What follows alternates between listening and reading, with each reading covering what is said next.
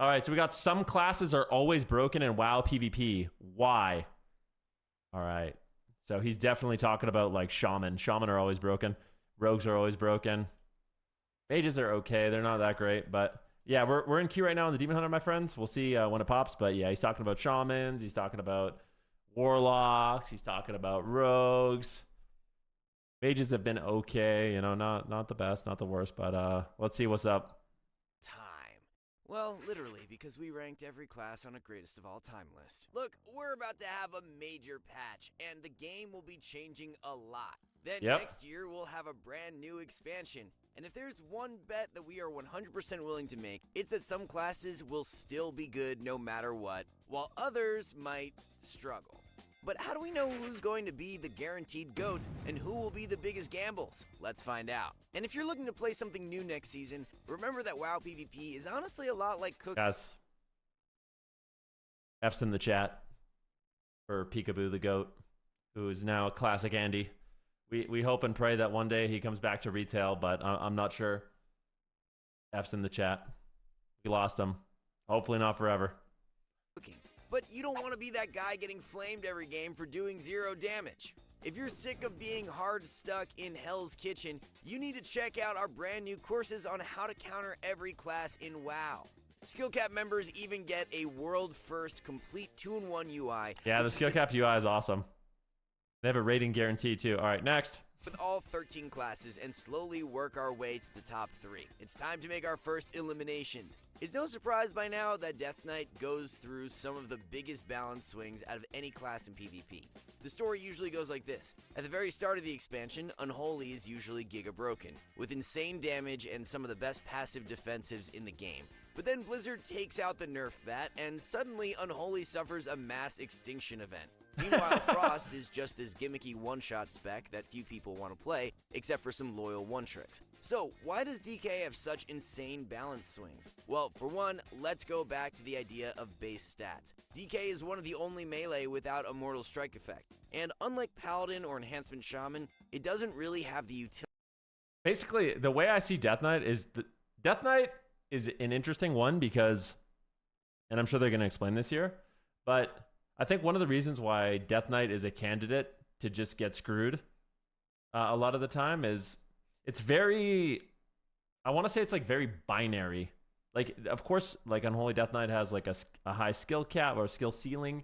I think all the things you can do with like your pet and blah, blah, blah, blah, blah. But like at a base level, the damage rotation is super easy. You're very oppressive. When like normally at the beginning of the expansion, you have a bunch of passives that make you take basically no damage. So they're always a candidate to get nerfed because anyone can basically run around, be immune to death, just do infinite damage, and then inevitably it gets nerfed, you know? And then it's like, okay, you're this melee, it becomes weird because, yeah, then it becomes like you're a little bit more reliant on your healer to actually be good and, you know, making sure you're using all your toolkit and kiting at the right time and everyone just trains you and you get shit tested every game and yeah, it just becomes weird. But I think that's one of the reasons why you constantly see DKs getting nerfed is because at the beginning of the expansion, it just passively takes no damage, does infinite damage. It's like very similar to Rep Paladin, you know? Utility to compensate. Instead, DK is a damage bot more than anything else, specifically designed around cleaving.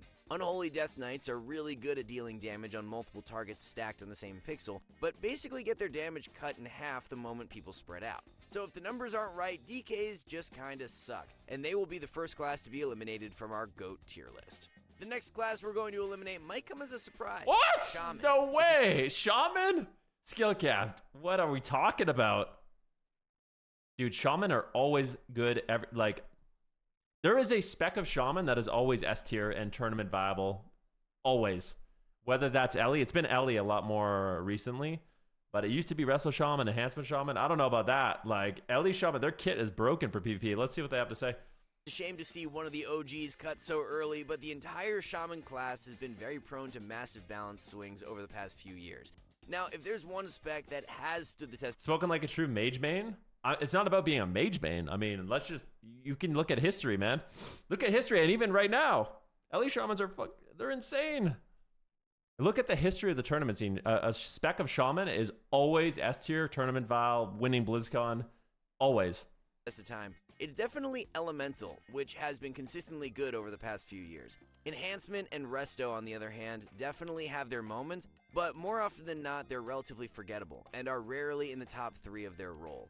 Ironically, Shaman is one of the best base toolkits for PvP, especially now. On top of Grounding, Tremor, and Earth Grab, every Shaman spec now has Lasso, Thunderstorm, and even Static Field.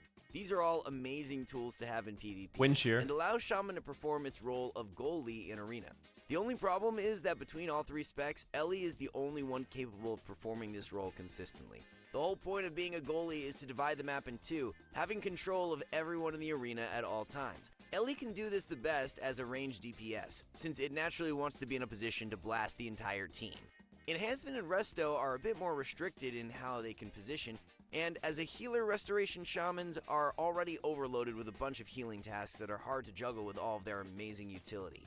Resto has also lost its crown as the most offensive healer, as now Preservation can do way more damage while also having better healing and stronger CDs. Enhance, on the other hand, provides very little upsides compared to Ellie. This is why we've seen players like Saul... Unfortunately, Enhancement, like, because of the homogenization amongst some of these roles, it really does feel like Enhancement Shaman doesn't offer anything.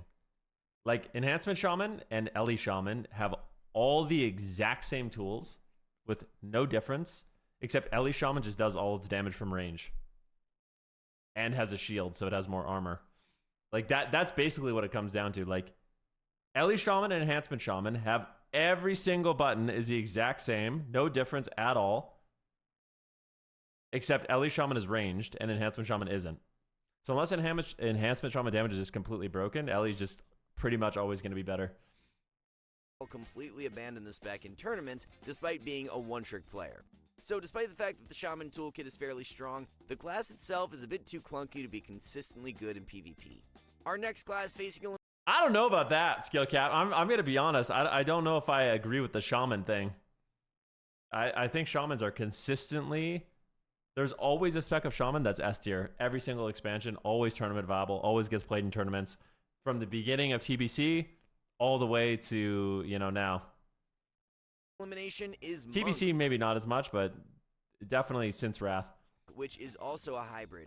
Let's focus on Windwalker first, since this is a spec we routinely rate as strong on our tier list. While Windwalker arguably has one of the best defensive kits in the game for any melee, and now even has a Mortal Strike effect, there's one thing that's held it back for multiple expansions. Windwalker sucks. It's the fact that the class only has 1 stun, which now only has a 3-second baseline duration. If we take a trip down memory lane, oh my god, I used to love Fist of Fury Stun. This is me. This is me on my monk. Rip, man. Look at how fun monk used to be. Windwalker used to have 2 stuns. One was Leg Sweep, and the other was Fist of Fury, which used to do big damage while also... Dude, you could grip into Fist of Fury. That's so hilarious. You're just a turret. So I got the stun on Rosita Jones, and then Mez grips him in. AoE stunning anyone in its awesome. path.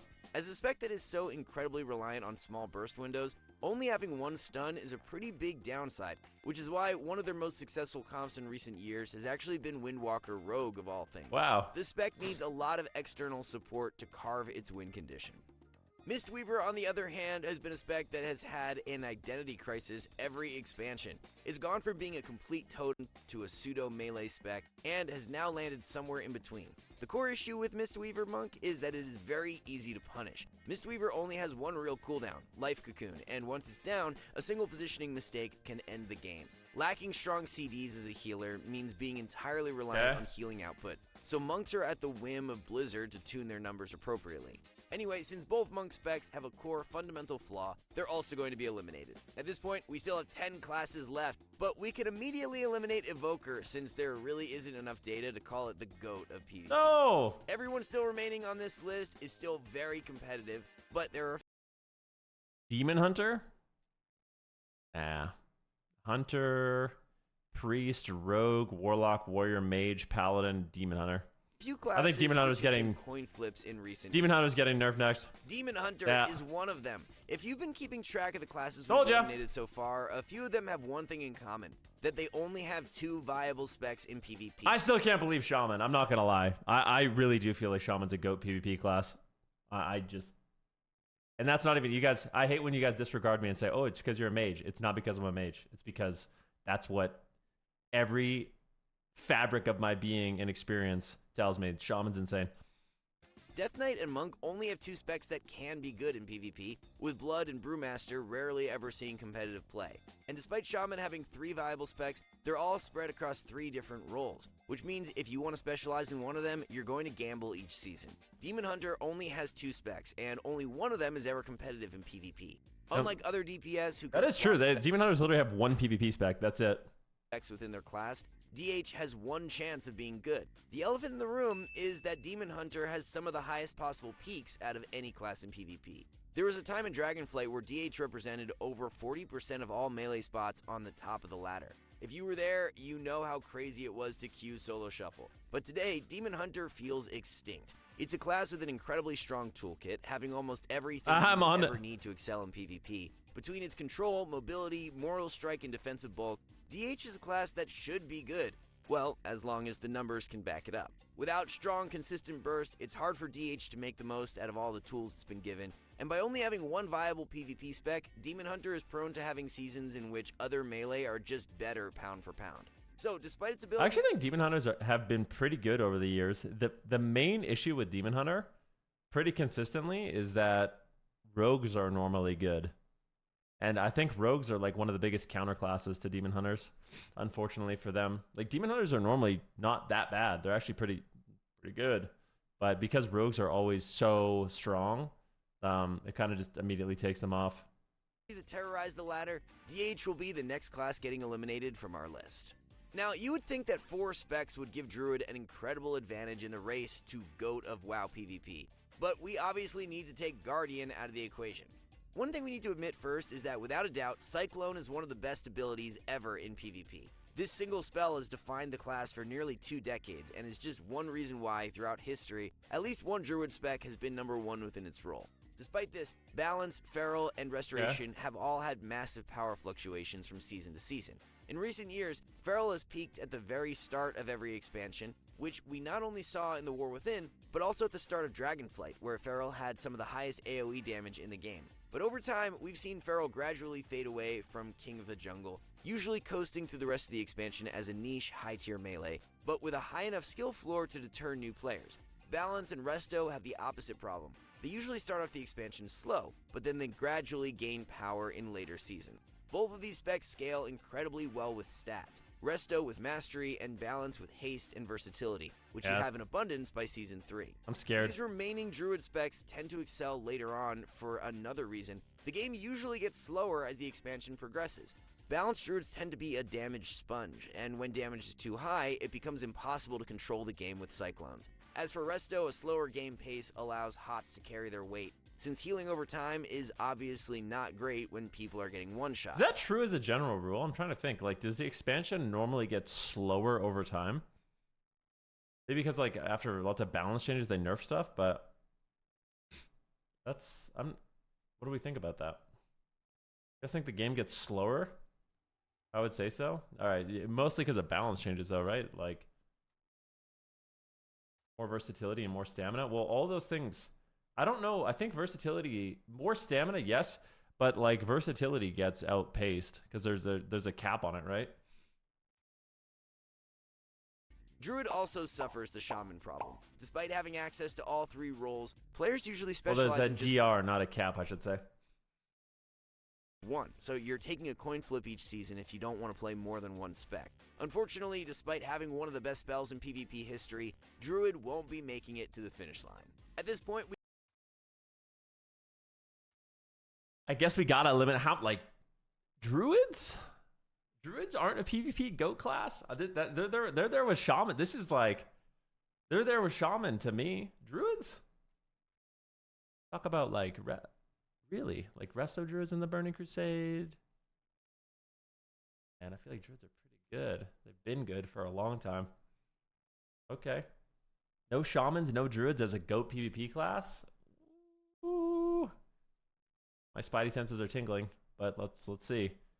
I mean, I'm gonna guess at this point that Rogue is the most OP. They'll probably say like, yeah. I think they'll probably. I don't know if what they're doing. Is it just one? I don't want to spoil it, but if it's not Rogue, I will actually cry.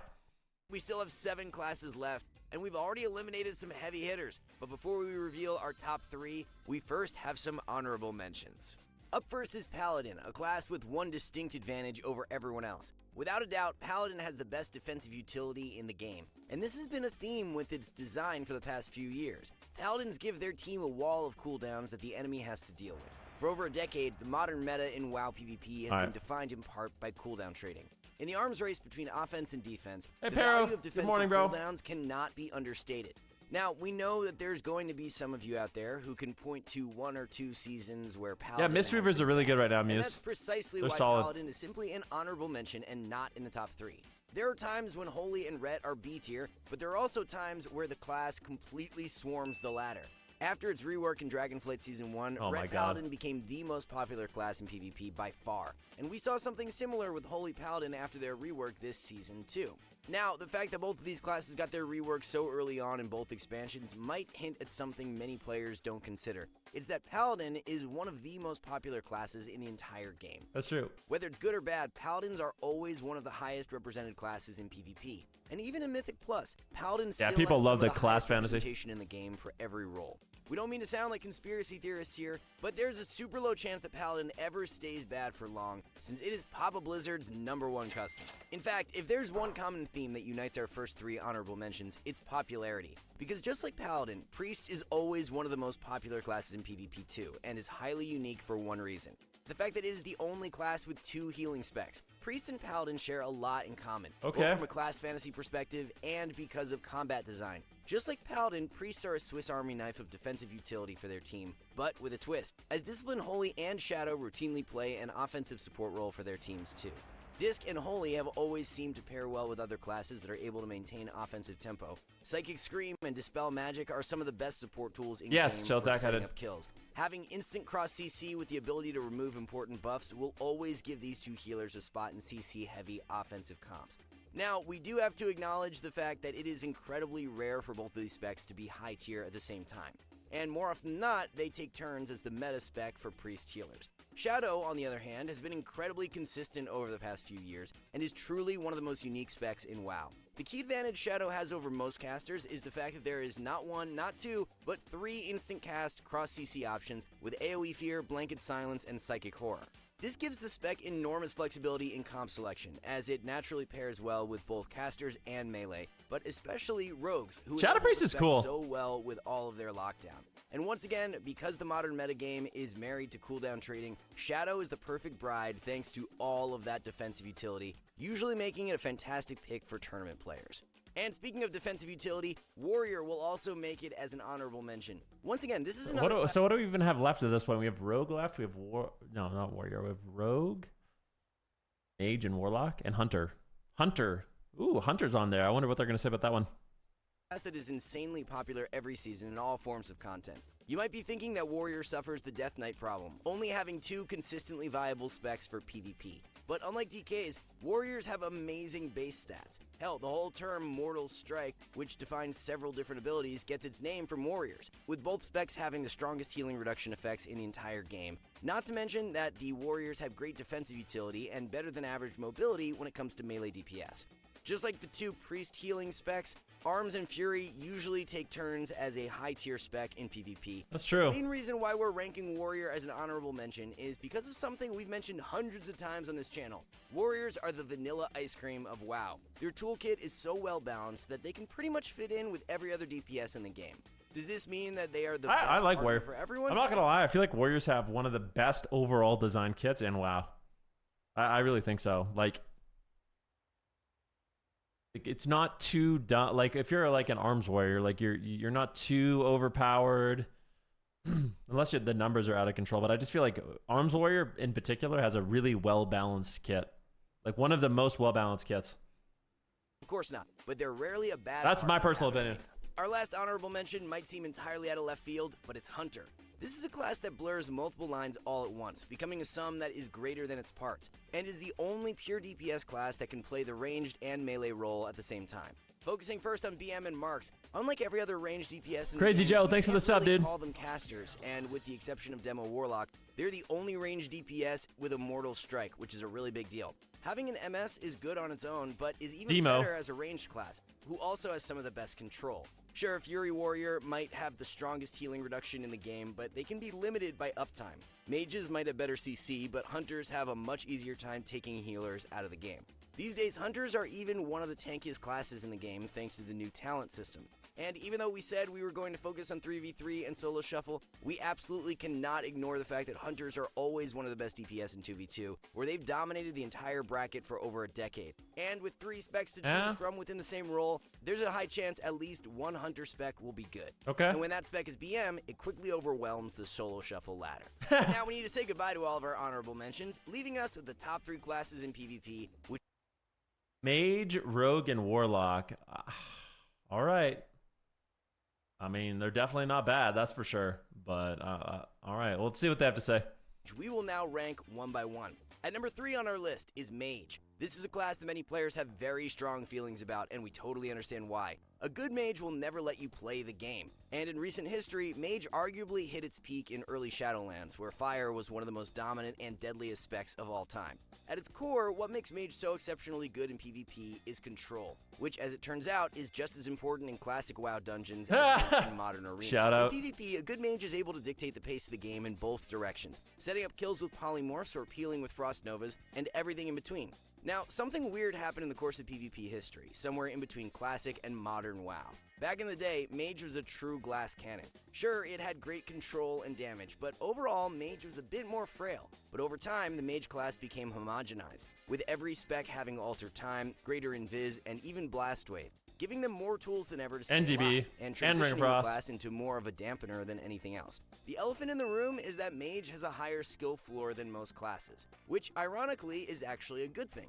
It means that Blizzard will always have a very difficult time balancing Mage for competitive play, and it's one of those classes which scales insanely well with experience. To be honest, we had a very difficult time sorting number 2 and 3 on our list because in many ways they are opposite sides of the same coin. Narrowly beating Mage at the top of our rankings is Warlock. These two classes... But this is a classic debate. What's more OP, Warlocks or Mages? That's a classic debate. both represent the true wizards of WoW PvP. And with 3 DPS specs to choose from, you can almost always count on Warlock being good. But why? Well, just like Mages, Warlocks are great at controlling the game. Spammable CC is one of the strongest mechanics in Arena, and Fear has a unique advantage over Polymorph and Cyclone in the sense that it doesn't disrupt the flow of the game nearly as much. And that's kind of the theme of Warlock in general. They are easy to play with as another DPS, and even as a healer. The tricky part of playing with a Mage is that Polymorph can be annoying to play around. It removes dots, and unless the mage is playing with a specific PvP talent, Polymorph will heal the target. It's a great stalling tool, of course, but it can sometimes ruin kills by accident. Cyclone has a similar problem. A well-timed clone is the most broken CC in the game, but a bad Cyclone can completely ruin a kill. Yeah. Fear is a bit more neutral. Rarely does it feel disruptive. Again, that's the theme of Warlock in general. They just feel good to play with. This convenience factor even applies to healers. That's Despite true. being squishy on paper, I think in general, Warlocks are my favorite class to play with on pretty much everything I play. When I play like Mage Lock, I really like playing. Like when I play Windwalker Warlock, I really like that comp. Like pretty much everything in the game feels pretty good to play with a Warlock. Like the way it does damage, the way it controls, pretty much everything feels great with a Warlock. a good Warlock is easy to heal, and there's never that problem of knowing where to position when Teleport solves the issue for you. Warlocks are kinda like the warriors of caster DPS, they always seem to fit in. If you've been keeping score, you already know what class is coming next. For many players, this class is the villain, but we think that Rogue is best thought of as the anti-hero of WoW. Rogue has been at the forefront of PvP since its inception. Rogue, is this, you guys, what do you guys think? Just a quick, do you guys agree with this? Rogue is the hero of World of Warcraft PvP. And it didn't take players very long to realize that this single class had so much potential. Fast forward to the modern era, it's impossible to ignore how dominant Rogue has been in WoW's most competitive stage. There was at one point a time when Rogue was the only melee DPS played in the AWC circuit, and for good reason. Rogue is broken. That's been the last couple AWCs, believe it or not. in a way most people misunderstand. The reason rogues are anti-heroes... Actually, Ferals, that's not true. The most recent Ferals were up there. Ferals were quite broken as well, but they had to be very broken to be kind of like on par with Rogue. And not villains, is because they make everyone else seem 10 times more overpowered. Of course, everyone has at least one experience getting soloed by a rogue in World PvP, BGs, or Arena. But the real reason Rogue is good is because it enables its team to play the game. If we had to rank every ability in PvP on a tier list, Cheap Shot would be in the top 3 without a doubt. Having a stun with no cooldown means that rogues can create 3v1 situations, allowing whatever OP wizard they are playing with to be even more OP. Having a rogue on your team is like a cheat code, but only if you know how to properly use it. You see, another elephant in the room is the fact that not only do rogues have a higher skill floor than many classes, but there's also a high skill floor to play with rogues too. What many players don't realize is that the rogue is there to make you feel OP, which means needing to respect stun DRs, or even the simple act of letting them sap. And for all of you rogues out there, the #1 way to get better is to realize that you are not the main character. It's time for my daily cheap shots. Yes, honey. Wait, that's actually really funny. Instead, you are the ultimate support class. If you were paying close attention, you probably noticed something about these 3 kings of PvP. All of them are pure DPS classes. It doesn't matter if one spec is bad, because you have 2 more chances to be good. It also just so happens that each one of these classes is exceptional at one thing: control. This is arguably the most important base stat of them all, and is what defines WoW PvP. But we're gonna have to warn you once again that the best classes aren't always the best for beginners. Mages, Warlocks, and Rogues thrive off exploiting small advantages. So disgusting. In order to truly stand out in arenas and BGs, you're going Dude, how can Blizzard ever see something like this and just be like, yeah, that's fine? Like, oh, dude, it's so crazy. Sometimes I just see, it looks so goofy. Need strong foundational knowledge. That's why our class courses are so insanely OP for gaining rating, because they teach the fundamentals needed to actually reach your potential in easy-to-follow guides you won't find anywhere else. Skill Capped is our name for a reason. We have almost 15 years of experience teaching WoW PvP to over 500,000 players, helping them reach their rating goals season after season, faster than the competition. Look at that mount. And no matter what, we will back you up with a rating gain guarantee, where we promise that you will see rating gains while actively using our website. We even offer a 14-day no questions asked money back guarantee for those of you who just want to try us out. So after this video, be sure to click the link below for an exclusive discount to get started. That's gonna be it for this one. Thank you so much for watching. We'll see you next time. I think that Warlock, Mage, and Rogue are great contenders, but I don't know. Shaman not being an honorable mention, that's crazy.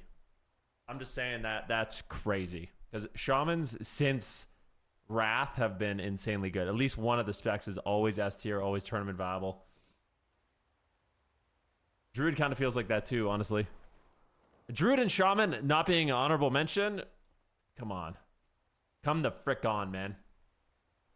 I think that's the only place I disagree. What are my thoughts on this? What is it?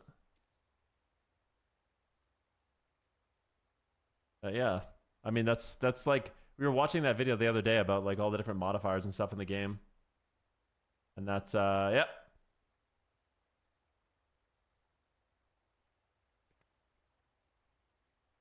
So he showed me basically a screenshot of Calvish's UI. These are all the things you need to pay attention to on a rogue. You know, it's a little bit different than back in the day, but that's how you know you're gonna one shot.